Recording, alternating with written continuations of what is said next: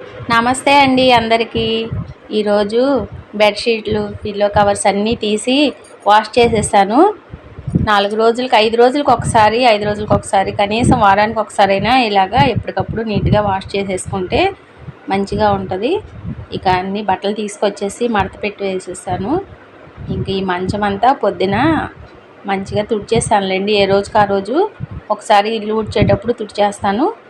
ఇంకా బెడ్షీట్ అంతా వేద్దామని చెప్పి ఇలాగ వేసేస్తున్నాను.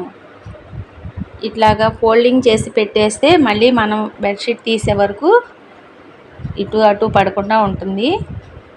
వేసిన బెడ్షీట్ అంతా ఈ పిల్లో కవర్స్ 2 వేస్తే మంచిగా మురికంటూ దిండుకు అంటుకోకుండా మచ్చలవి ఏమీ లేకుండా ఉంటాయండి. అందుకని చెప్పి 2 గలేబులు వాడతాను. చాలా మన్నికగా కూడా ఉంటాయి దిండ్లు. ఇంకా లైక్ చేయండి, షేర్ చేయండి, సబ్స్క్రైబ్ చేయండి. ఉంటానండి.